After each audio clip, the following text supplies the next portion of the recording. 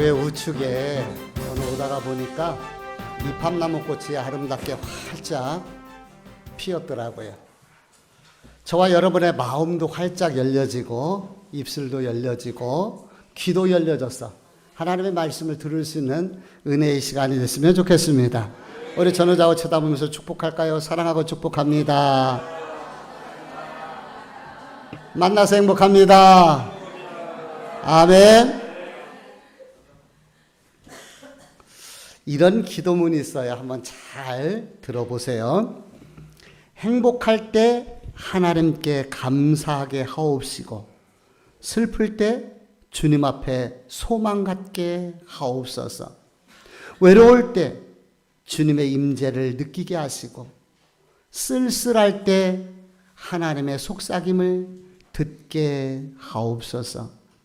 기쁠 때 주님 앞에서 소리내어 찬송하게 하시고 두려울 때 하나님 앞에서 기도하게 하옵소서. 시련과 고난이 있을 때 주님 생각하며 인내하게 하시고 미움과 분이 있을 때 주님 사랑을 기억하게 하옵소서. 어떤가요? 지난 한 주간 여러분의 삶은 어떠셨습니까? 우리의 삶이 행복할 때 감사하고 슬플 때 주님을 소망하며 외롭고 쓸쓸할 때 주님의 임재와 속삭임을 구하며 기쁠 때 찬송하고 두려울 때 기도하며 시련과 고난 속에서 주님을 생각하며 살아가는 것, 이게 바로 성도들의 삶 아니겠습니까? 한 주간 이렇게 살아오셨나요? 선한 싸움을 싸우고 믿음을 지키고 승리하셨습니까? 아니면은 터지고 깨지고 또 정신없이 바쁘게 살다 주님 없이 살아오셨습니까? 우리 기도문의 내용처럼 어떤 일이 있어도 어떤 상황 속에서도 항상 주님 바라보고 주님 의지하면서 주님의 이름으로 승리하는 저와 여러분이 되기를 주의 이름으로 축복합니다. 믿음으로 승리합시다. 아멘. 요한복음은요, 다른 복음서와 다르게 몇 가지 특징들이 있어요. 그것은 예수님께서 행하신 7가지의 표적이 나오는데 이 표적을 통해서 예수님이 어떤 분이신가를 우리에게 알려주고 있고요. 또 예수님께서 7번 스스로 I am, 나는 누구다 라고 말씀을 하셔요. 이것을 우리가 자기 계시라고 이야기를 하는데 우리 예수님께서는 스스로가 내가 누구다라고 하면서 주님이 어떤 분이신가를 이렇게 우리에게 알려주고 있습니다. 그래서 왜 예수 그리스도이고 왜 예수 그리스도를 우리가 믿어야 되는가를 가르쳐 주는데요. 앞으로 요한복음에 근거해서 7주 동안 예수님이 어떤 분인가, 예수님께서 스스로 계시하는 그 내용을 통하여서 한번 은혜를 나누고자 합니다. 오늘 우리가 읽었던 이 본문은 베세다 들녘에서 보리떡 5개와 물고기 2마리를 5,000명을 먹이신 사건 이후의 이야기예요. 배경을 좀 설명하기 위해서 말씀을 재구성하면은요, 사람들이 예수님을 찾아 배를 타고 갈릴리 호수를 건너오는데요, 24절, 25절 말씀을 같이 읽어보도록 합니다. 시작. 제자도 없음을 보고 곧 배들을 타고 예수를 찾으러 가버나움으로 가서 바다 건너편에서 만나 라비어 언제 여기 오셨나이까 하니. 사람들이 예수님을 찾아와서 얘기하는 거예요. 예수님, 언제 여기 오셨습니까? 우리가 얼마나 예수님을 찾아다녔는지 아십니까? 아니, 누가 찾으라고 그랬나요? 얼마나 찾았는지 모른다는 그런 이야기를 합니다. 그래서 그들이 예수님을 찾아왔을 때 예수님께서 26절에서 27절에 근거해서 이렇게 말씀하시는 거예요. 너희가 나를 찾은 것은 표적을 본 까닭이 아니고 떡을 먹고 배불렀기 때문이다. 너희 썩어질 양식을 위해서 살지 말고 영생하는 양식을 위해서 살아라고 이렇게 우리 주님께서 말씀하셔요. 그랬더니 예수님께 사람들이 다시 예수님에게 묻습니다. 그럼 우리가 어떻게 해야 영생을 위한 일, 즉 하나님의 일을 할 수 있습니까? 예수님께서 이렇게 답변하시죠. 29절 말씀 읽어볼게요. 시작. 예수께서 대답하여 이르시되 하나님께서 보내신 이를 믿는 것이 하나님의 일이니라 하시니. 아멘. 이렇게 하나님의 일이라고 말씀하시니까 사람들이 대번에 다시 반문을 하는 거예요. 아니, 당신이 하나님 아들이십니까? 그렇다면은 우리가 무엇을 보고 믿을 수 있습니까? 당신이 하나님의 아들이라면 표적을 보여주십시오. 눈으로 보이는 표적 좀 보여주십시오. 라고 묻는 거예요. 지금 사람들이 예수님을 찾아와서 두 가지 질문을 하는 겁니다. 첫 번째 질문은 어떻게 하는 것이 하나님의 일입니까? 잘 들어보세요. 어떻게 하는 것이 하나님의 일입니까? 두 번째, 당신이 하나님의 보내신 그 사람이라면 뭔가 좀 표적을 보여줘야 될 거 아닙니까? 보아야지 알지 우리가 믿죠. 어떻게 믿을 수 있습니까? 라는 질문인 것입니다. 우리도 궁금한 질문이 아닐 수가 없어요. 그래서 이 질문에 답변을 하면서 오늘 말씀을 전개하려고 합니다. 하나님의 일 하면 우리가 먼저 뭐가 떠올라요? 전도하고 봉사하고 또 교회에서 이것저것 헌신하고 이런 것들을 우리가 떠올리게 됩니다. 그런데 맞습니다. 이게 다 하나님의 일인 거예요. 그런데 그런 일들은 누구나 다 할 수 있는 드러난 일입니다.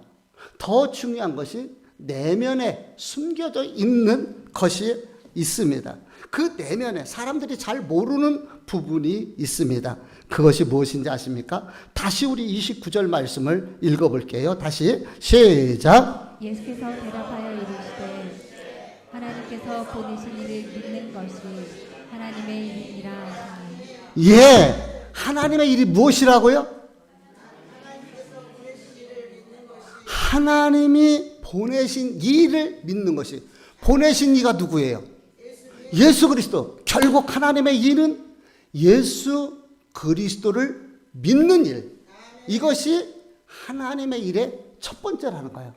가장 중요한 일. 바로 하나님이 보내신 그분을 믿는 것입니다. 여러분 예수 그리스도를 믿습니까? 진짜로 믿습니까? 목에 칼이 들어와도 믿습니까? 이 믿음이 흔들리지 않기를 주님 이름으로 축복합니다. 신천지들이요, 어느 교회에 침투를 하면은요, 인정받으려고 얼마나 많이 노력하는지를 몰라요. 예배도 한 번도 안 빠지고 참석하고요, 헌금도 잘하고 봉사도 잘합니다. 겉으로 봤을 땐 믿음이 좋은 사람처럼 보이는 거죠. 근데 진짜 믿음이 좋은 건가요? 아닌 거예요. 그 안에 다른 꿍꿍이가 있는 것을 보게 됩니다. 실제로 어느 교회에서 있었던 이야기라고 해요. 어떤 여자 성도님이 등록을 하셨어요. 정말 참하고 신앙생활도 얼마나 잘하는지를 몰라요. 근데 이분이 혼자인 거예요. 근데 그 교회에 장로님이 상처를 해서 혼자 살고 있는데, 이렇게 혼자 되신 분들이 서로 의지하면서 서로 힘이 돼서 살아갔으면 좋겠다라는 생각이 들어서 주변에서 누군가 발을 이렇게 다리를 놓아가지고 이렇게 가정을 합치게 되었습니다. 그리고 얼마 후에 이 여자분이 사라진 거예요. 나중에 알고 보니까 장로님의 돈은, 재산은 물론이거니와 성도들의 돈을 다 끌어다가 그리고서 날려버린 거예요. 이분이 믿음이 좋은 사람이었습니까? 아니죠. 사람들의 마음을 훔치기 위해서 믿음 좋은 것처럼 보여졌던 것뿐입니다. 마가복음 10장 17절 이후에 보면 부자 청년의 이야기가 나와요. 어느 날 부자 청년이 예수님 앞에 나와서 예수님에게 어떻게 해야 영생을 얻을 수 있습니까? 라고 묻습니다. 영생에 대한 관심이 참 많은 청년이에요. 우리 주님께서 살인하지 말라, 간음하지 말라, 도적질하지 말라, 거짓 증언하지 말라, 속여 빼앗지 말라, 십계명에 대해서 쭉 이야기를 하니까 이 청년이 이렇게 답변을 하는 겁니다. 선생님, 저는요 그런 거 어려서부터 다 지키면서 오늘까지 살아왔습니다. 어우, 대단한 청년입니다. 신앙 좋아요, 믿음 좋아요, 말씀 붙들고 살아가는 청년처럼 보입니다. 이때 예수님께서 빙그레 웃으시면서 결정차를 하나 날려요. 그런데 내가 보니까 네가 한 가지 부족한 것이 있다. 그것이 뭐냐면은 내가 가지고 있는 재물을 다 팔아서 가난한 사람에게 나눠주고 그리고 나를 쫓아라. 그러면 하늘의 보화가 내게 있으리라고 이렇게 예수님이 말씀을 하셨어요. 여전까지 이 청년의 행동을 놓고 보면은 예수님 알겠습니다. 그렇게 하겠습니다. 내가 모든 내 재산을 팔아서 가난한 사람에게 나눠주고 나는 예수님 따르렵니다. 내 인생의 모든 것은 주님이 해결해 주실 것을 믿습니다. 라고 대답할 줄 알았습니다. 그런데 이 청년 고개를 숙이고 슬픈 기색을 띠며 근심하며 가니라고 했어요. 이 청년이 혹시 우리들의 모습 아닐까요? 나의 모습? 왜 그랬을까요? 하늘의 보화도 중요하고 예수님 따르는 것도 중요한데 현실적인 문제, 물질의 문제, 돈의 문제를 그는 뛰어넘지를 못했던 것입니다. 겉으로 보여진 믿음, 보기에 좋았지만 다 따르는 것처럼 보였지만은 그러나 감추어진 속믿음, 내면의 믿음에 문제가 있었던 것입니다. 자, 이 말씀을 우리가 다시 재해석을 해보면 주님, 저는 주님 사랑합니다. 주님 말씀대로 살기를 원합니다. 주님 믿습니다. 그런데 돈 다음에요. 근데 자식 다음에요. 그런데 형제 다음에요. 주님은 죄송한데 2번입니다. 내 1번은 돈이고 자식이고 가정이고 사업장입니다. 라고 이야기를 하는 거예요. 사랑하는 성도 여러분, 저와 여러분의 삶의 1순위는 무엇일까요? 우리 인생의 1순위. 가난하고 배고프고 힘들어도 우리 주님이 내 삶의 1순위가 되었으면 좋겠습니다. 행복하고 즐겁고 모든 것이 순탄해도 1순위가 되었으면 좋겠습니다. 돈보다, 자식보다, 직장보다, 친구보다, 취미생활보다 1순위. 그것은 바로 예수 그리스도. 이렇게 반문하실 분들이 있을 수 있습니다. 목사님, 그럼 돈을 언제 봅니까? 언제 살림하죠? 어떻게 자식들 가르칩니까? 그렇게 교회만 나오면 돈이 나옵니까? 밥이 나옵니까? 말씀에 오해가 없으셨으면 좋겠습니다. 지금은 삶의 순위에 대해서 이야기를 드리는 거예요. 우리의 우선순위를 어디에 두느냐라는 것입니다. 돈이 아니라 세상 어떤 것이 아니라 오직 예수 그리스도가 내 삶의 1순위 뿐만 아니라 성경에 보니까 살아도 주를 위해 살고 죽어도 주를 위해 죽나니 사나 죽으나 우리가 누구 것? 주의 것이라. 진짜로요. 하나님 앞에 이렇게 우리가 살아가면은요, 하나님 돈도 주십니다. 물질 책임져 주시고 하나님이 우리에게 필요한 거 공급해 주시는 줄 믿습니다. 왜 그런지 아십니까? 우리 주님은 우리를 온전케 하시는 분이기 때문에 그래요. 온전하다라는 말은 부러진 것을 수술해서 정상으로 가게 한 거, 이것이 온전한 것이 온전이라는 의미인 거예요. 그래서 우리가 물질에 쪼들려서 평안을 잃어버리면 온전한 것이 아닙니다. 그런데 믿음의 사람들은 재밌죠. 물질에 쪼들려도 평안을 놓치지 않는다 말입니다. 건강으로 고통당하여 기쁨을 잃어버린 것은 온전한 것이 아니에요. 그런데 믿음의 사람들은 건강의 고통을 당해도 기쁨을 놓치질 않아요. 스트레스가 생기고 어려움이 생길 때 삶의 생기를 잃어버리는 것은 온전한 것이 아닙니다. 그런데 예수 그리스도를 붙드는 사람은 그 스트레스 속에서도 생기를 잃어버리지 않습니다. 고난 속에서 탄식하는 것은 온전한 것이 아니에요. 근데 그 고난 속에서도 감사하는 삶, 이것이 바로 믿음의 삶이요, 예수 그리스도를 붙드는 삶이 되는 줄 믿습니다. 우리 주님은 부유하신 분이고 평안을 주시는 분이시고 우리를 치료하시는 분이시기도 합니다. 뿐만 아니라 질고 속에서도 감사할 수 있게 하시고 시험과 고난 속에서도 마음의 평안을 주시고 어떤 어려움이 있어도 감당할 수 있는 힘을 우리에게 주시는 분이신 겁니다.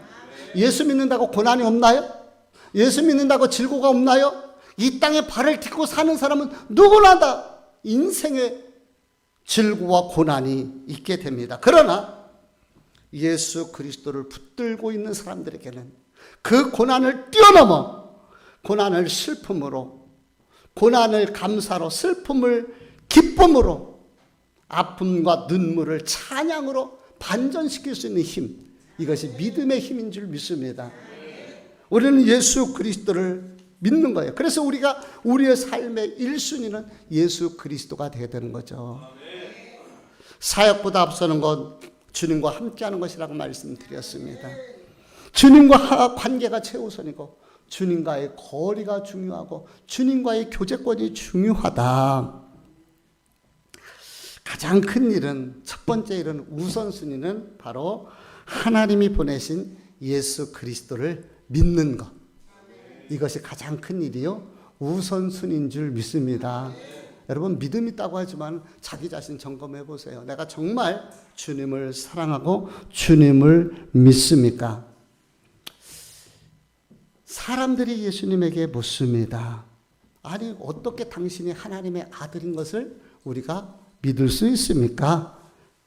믿으려면 뭔가 표적이 필요하잖아요. 당신이 하나님의 아들인 것을 뭔가 표적을 좀 보여주십시오. 가령 우리 조상들을 인도할 때 모세는요, 하늘로부터 만나를 내려서 하나님이 모세를 통하여 우리를 이끌어 간다라는 것을 우리가 느낄 수 있었습니다. 우리에게도 표적을 좀 보여주십시오 라고 이야기를 하는 거예요. 근데 이미 예수님이 표적을 보여주셨어요? 안 보여주셨어요? 보여주셨죠. 우리 26절 말씀을 읽어볼게요. 같이 읽어봅니다. 시작. 예수께서 대답하여 이르시되 내가 진실로 진실로 너희에게 이르노니 너희가 나를 찾는 것은 표적을 본 까닭이 아니요 떡을 먹고 배부른 까닭이로다. 예, 이미 보리떡 5개, 물고기 2마리로 5,000명 먹은 표적을 보여주셨잖아요. 이미. 근데 또 표적을 보여달라고 하는 것입니다. 사랑하는 성도 여러분, 내가 지금 사는 거 하나님의 은혜인 거 깨닫습니까? 근데 우리가 그걸 잊어버리는 거야. 그러니까 현대인이나 옛날 사람들이나 까마귀 고기를 먹었고 그렇게 하나님께서 베풀어 주신 은혜들이 많은데 다 잃어버려. 그 은혜를 다 잃어버리고 또 은혜를 주세요. 또 표적을 주세요. 또 하나님이 살아계신 것을 보여주세요. 그러면 내가 흔들리지 않고 하나님 믿겠습니다 라고 이야기를 하는 것이죠. 오늘 우리가 예수 그리스도를 믿고 이 자리에 앉아 있는 것은 기적 중에 기적이요, 표적 중에 표적이요, 은혜 중에 은혜인 줄 믿습니다. 표적이, 이게 은혜가 아니고 무엇이겠어요? 우리가 하나님 앞에서 이렇게 구원받을 만한 자격이 있나요? 하나님 앞에 예배할 수 있는 자격이 있나요? 아닙니다. 아무것도 없어요. 그런데 하나님께서 우리에게 은혜를 베풀어 주셨습니다. 예수님을 찾아온 사람들의 기억 속에는 모세가 내렸던 그 만나를 기억하는 거예요. 그것은 우리 조상들이 먹은 만나라는 것이죠. 그런데 우리 예수님께서 말씀하시잖아요. 그 만나는 모세가 준 것이 아니라 하나님이 주셨다. 그래요. 모세가 준 게 아니에요. 모세가 기도해서 준 게 아니고 하나님께서 모세를 도구로 통로로 사용하셔서 하나님께서 그 백성을 긍휼히 여기셔서 베푸신 거예요. 먹이신 것인 줄 믿습니다. 그렇습니다. 지금 내가 사는 게 하나님의 은혜인 거예요. 내가 노력해서, 내가 돈 많이 벌어서, 내가 건강해서 잘 사는 것이 아닙니다. 오늘 헌신 예배를 드리는데요. 그래서 헌신은 의무로 하는 것이 아니라 은혜로 하는 것이에요. 은혜로 한다라는 것은 믿음 안에서 하는 거예요. 그러니까 그것에 감사가 있는 것 아니겠어요? 의무로 하니까 감사가 없고, 의무로 하니까 힘들고. 그래요. 때로는 우리가 의무도 필요하지만, 그러나 헌신은 하나님의 은혜로 믿음의 근거에서 하는 것인 줄 압니다. 그래서 저와 여러분이 하나님 앞에 헌신할 때 그것이 기쁨이 되고 감사가 되는 것이죠. 우리 35절 말씀을 한번 같이 읽어볼게요. 우리 예수님께서 이렇게 단호하게 말씀을 하십니다. 35절 시작. 예수께서 이르시되 나는 생명의 떡이니 내게 오는 자는 결코 줄이지 아니할 터이요 나를 믿는 자는 영원히 목마르지 아니하리라. 크게 할렐루야. 아멘. 우리 주님께서 단호하게 선포하는 거예요. 뭐라고요? 내가 생명의 떡이다. 나는 생명의 떡이다. 나를 믿는 자는 영원히 목마르지 아니할 것이다. 라고 말씀을 하셔요. 아니, 전 인류 중에서 이렇게 자신 있게 당당하게 이야기한 분이 누가 있을까요? 두 가지입니다. 뻥이든지 진짜든지. 예수님이 사기꾼이든지 진짜든지 둘 중에 하나예요. 그렇죠? 이렇게 큰 소리 치는 거 보면 둘 중에 하나입니다. 그러나 만약에 예수님의 이 이야기가 뻥이었다면 기독교는 이미 사라졌을 것입니다. 없어졌죠. 사기꾼의 얘기가 오래갈 수가 없는 것 아니겠습니까? 역사가 증명하고 있는 거예요. 그렇습니다. 예수님은 생명의 떡이 되심으로 모든 믿는 자가 이 떡 되시는 예수 그리스도를 통해서 영생을 얻게 되는 것이에요. 영생이라는 것이 무엇입니까? 영원히 죽지 않는 삶을 이야기합니다. 모든 사람이 영생을 얻고 싶지만은, 그러나 그 영생은 오직 생명의 떡이신 예수 그리스도를 통해서만이 얻어질 수 있는 거예요. 그 외에는 다른 방법이 없습니다. 천하를 통일했던 중국의 진시황이 있어요. 대단한 사람입니다. 그의 1차 목자는 목표는 중국을 통일하는 거예요. 그리고 그는 그대로 중국을 통일했습니다. 아무도 해보지 못했던 것. 천하를 통일한 그 진시 황제는요, 그 군사력을 가지고 이 민족의 침략을 막기 위해서, 유목민의 침략을 막기 위해서 만리장성을 쌓아요. 이 만리장성이요, 달에서도 보인대요. 인간이 만든 건축물 중에서는 유일하게 달에서도 볼 수 있는 그러한 건축물이라고 해요. 얼마나 대단합니까? 얼마나 놀랍습니까? 근데 이 중국 진시 황제에게 한 가지 고민이 있었고 걱정거리가 있었습니다. 그것은 내가 만약 죽으면 내가 죽였던 그 사람들의 혼령이 나를 공격하면 어떡할까? 그래서 그것을 방지하기 위해서 엄청나게 많은 토용과 병마들을 흙으로 만들었고요. 그리고 자기를 보호하도록 지키도록 했어요. 1970여 년대인가요? 중국에서 발견된 한 농부에서 발견됐는데 그것이 20세기의 가장 위대한 고고학 천마총이라고 이렇게 이야기를 해요. 얼마나 두려웠으면 엄청난 그런 군대들을 흙으로 만들어서, 병사들을 만들어서 자기를 보호하게 했겠습니까? 뿐만 아닙니다. 살아생전에도 그는 죽음에 대한 불안이 늘 있었던 것이에요. 그래서 영생하는 방법을 찾기 시작합니다. 어떻게 하면 영생할 수가 있을까? 그래서 의사 서불에게 영생은 어디 있느냐? 어떻게 영생을 할 수 있느냐라고 묻습니다. 그러면서 복례산에 있다라는 소문을 듣고 수천 명을 보내서, 많은 사람들을 각지로 보내서 영생할 수 있는 방법을 찾기 시작합니다. 그리고 생명을 연장시켜 줄 수 있을 것이라고 믿어 만들었던 그 수은을 제조했는데, 수은으로 약을 만들었는데 그 수은을 먹기 시작하는 거예요. 그리고 어리석게도 천하를 제패했던 그가 수은 중독이 되어서 50살에 죽고 맙니다. 우리 히브리서 9장 27절의 말씀을 한번 읽어볼까요? 같이 읽어봅니다. 시작. 사람이 한 번 죽는 것은 정한 이치요 그 후에는 심판이 있으리니.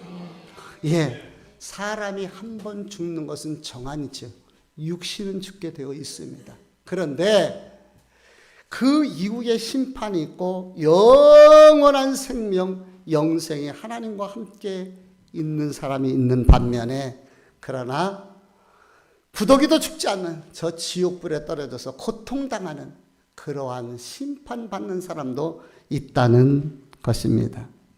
오직 생명의 떡이 되신 예수 그리스도만이 우리에게 영생의 길로 인도하시는, 그분만이 진리가 되시고 생명이 되시는 줄 믿습니다. 이 땅의 모든 것은 다 썩어서 사라지게 될 것입니다. 썩어질 것을 위해 살지 말고 영원히 살 수 있는 그 영생을 바라보면서 살아갈 수 있기를 주님 이름으로 축복합니다. 정리를 하면서 마무리를 하도록 하겠습니다. 지난주에 우리가 문상진 씨를 통해서 송편을 맛있게 먹었는데요. 떡 종류가요 엄청나게 많습니다. 찹쌀떡, 메밀떡, 송편떡, 가래떡, 무지개떡, 절편떡, 백설기떡, 시루떡, 쑥떡, 콩떡, 계피떡, 감떡, 들어보지도 못했던 번거지떡, 옴자떡, 외랑떡, 고수레떡, 범벅떡. 지방마다 떡 종류가 다르고요. 만드는 방법이 틀려요. 쪄서 만드는 떡 종류, 쳐서 만드는 떡 종류, 부쳐서 만드는 떡 종류, 엄청나게 떡 종류가 많습니다. 여러분 어떤 떡을 좋아하세요? 저는 바람떡도 좋아하고요. 콩이 들어가는 찰떡도요. 좋아합니다. 여러분 어떤 떡을 좋아하시나요? 근데 저는 오늘 세상에서 가장 귀한 떡, 너무 귀해서 돈 주고 살 수 없는 떡, 그 떡을 소개하고 싶은 거예요. 이 떡은 생명의 떡입니다. 이 떡은 하늘로부터 오는 참떡이라고도 하고요. 하나님의 떡, 살아있는 떡이라고 하기도 하고요. 이 떡을 먹으면 영원히 배고프지 않는 그런 떡입니다. 아무나 먹을 수 없는 비밀의 떡이고 또 누구나 먹을 수 있는 열린 떡이기도 합니다. 이 떡은 바로 예수 그리스도라는 떡입니다. 만약 진시 황제가 이 떡을 알았더라면 모든 것을 주고서라도 이 떡을 얻기를 위해서 노력을 했을 텐데 그는 애석하게도 생명의 떡을 알지 못하고 수은 중독이 되어서 죽고 말았던 것입니다. 인생 돈으로 해결할 수가 없습니다. 오직 예수 그리스도밖에 없습니다. 없어도 감사할 수 있고 힘들어도 기뻐할 수 있는 힘은 예수 그리스도를 통하여 오게 되는 줄 믿습니다. 택선 고집이라는 사자성어가 있습니다. 택할 택, 착할 선, 굳을고 잡을 집. 선택한 것은 어떤 어려움이 있어도 흔들리지 않고 굳게 잡고 그 길을 향해서 나아간다는 거예요. 저와 여러분은 예수 그리스도를 선택했습니다. 예수 그리스도. 그래서 어떤 어려움이나 고난이 와도 우리는 예수 그리스도를 붙들고 예수 그리스도를 바라보며 예수 그리스도께서 가신 그 길을 향하여 가는 것입니다. 그 길이 영생의 길이요. 그 길이 생명의 길입니다. 예수 그리스도를 택선 고집했는데 흔들리지 않는 우리 성도들 되시기를 축복합니다. 그분은 생명의 떡입니다. 생명이 예수 안에 있습니다. 하나님의 일이 뭐라고요? 하나님의 일이 가장 먼저 하나님의 일이 해야 할 일이 뭐라고요? 우리 하나님의 일 해야 할 일들 많잖아요. 뭐라고요? 하나님이 보내신 이 예수 그리스도를 믿는 것. 이것이 바로 하나님이 원하시는 하나님의 첫 번째 일이에요. 그러면 어떤 분은 속으로 믿기만 하면 되겠네. 아니요. 그 의미가 아니에요. 기억해 주시기를 바라고요. 그렇다면은 이 생명의 떡인 예수 그리스도를 이 땅에 보내신 하나님의 뜻이 뭘까요? 하나님의 뜻. 생명의 떡이신 예수 그리스도를 우리 40절 말씀 읽어봅니다. 크게 읽어봅니다. 시작. 내 아버지의 뜻은 아들을 보고 믿는 자마다 영생을 얻는 것이니 마지막 날에 내가 이를 다시 살리리라 하시니라. 크게 할렐루야. 아멘. 하나님의 뜻이 무엇이라고요? 생명의 떡인 예수 그리스도를 믿고 영생을 얻는 것이 바로 우리를 향한 하나님의 뜻이라는 거예요. 영생하는 것. 예수 잘 믿읍시다. 진짜로 잘 믿자고요. 오직 예수 그리스도만이 생명이시고 소망이시며 구주가 되심을 우리 흔들리지 말고 목에 칼이 들어와도 택선 고집할 수 있는 저와 여러분이 됐으면 좋겠습니다. 그리고 여기서 한 걸음 더 나가서 오직 예수만이 생명인 것을 사람들에게 알려서 생명의 떡 대신 예수 그리스도를 통하여 영생을 얻고 구원받게 하는 이 일에 저와 여러분이 쓰임받고 동참하여 우리 하나님의 뜻을 이루어주는 드리는 그런 저와 여러분이 되기를 주의 이름으로 축복합니다. 기도하시겠습니다.